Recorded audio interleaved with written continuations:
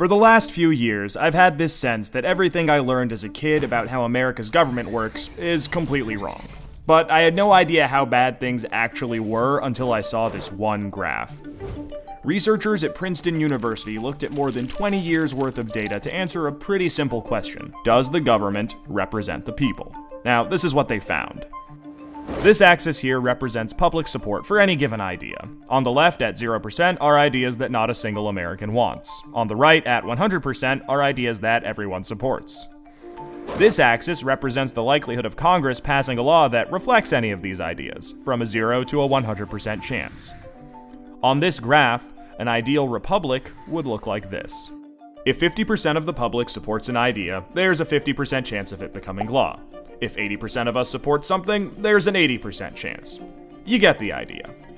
Now, most Americans would probably agree that, with a few exceptions, we should be as close to this ideal as possible. Unfortunately, the way America actually works doesn't even come close.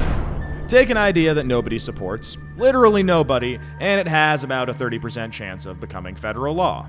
Now, take an incredibly popular idea, the most popular idea this country has ever seen, and there's also about a 30% chance of it becoming law. This means that the number of American voters for or against any idea has no impact on the likelihood that Congress will make it law. Put another way, and I'm just going to quote the Princeton study directly here, the preferences of the average American appear to have only a minuscule, near zero, statistically non-significant impact upon public policy. So if you've ever felt like your opinion doesn't matter and that the government doesn't really care what you think, well, you're right. But there's a catch. This flat line only accounts for the bottom 90% of income earners in America. Economic elites, business interests, people who can afford lobbyists, they get their own line. Look at how much closer their line is to the ideal. When they want something, the government is much more likely to do it. And when they don't, they have the power to completely block it from happening, no matter how much the rest of the country supports it. They get what they want, and guess who ends up paying for it? We pay for it with the most expensive healthcare in the world. We pay for it with a tax code that's a complete mess. We pay for it with internet that's slower and more expensive, with wasteful spending, a floundering education system, a catastrophic drug war, and 1 in 5 American children born into poverty. Almost every major issue we face as a nation can be traced back to this graph. How does this happen? Well, just follow the money. Right now, it's perfectly legal to buy political influence in America. Here's how it works. Let's say a big bank wants a law that would force taxpayers to bail them out again if they repeat the exact same reckless behavior that crashed the global economy in 2008. Not exactly the most popular idea with the public, and Congress knows that. That should be the end of it. But that's where the money comes in.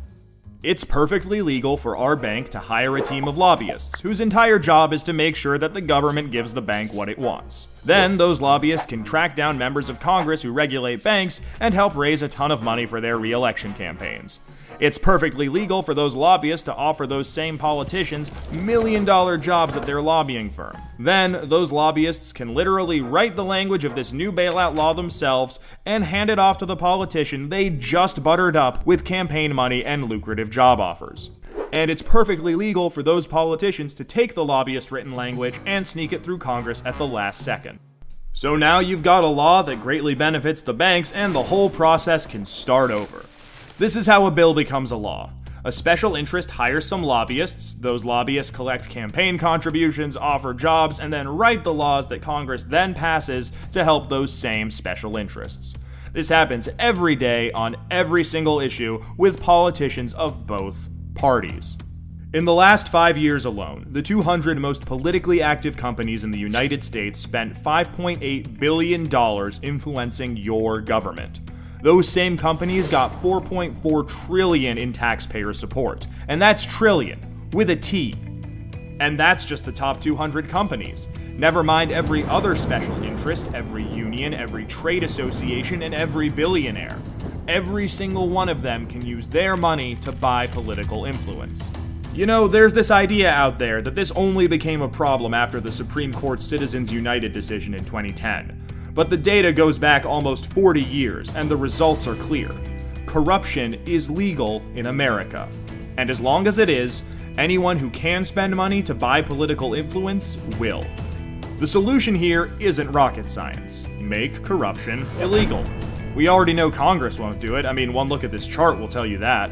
What we need is a plan that lets us go around Congress and do what the American people do best. Fix this mess ourselves. Well, good news. We have that plan and it's already working. Now that we've got the problem covered, let us show you how to be part of the solution.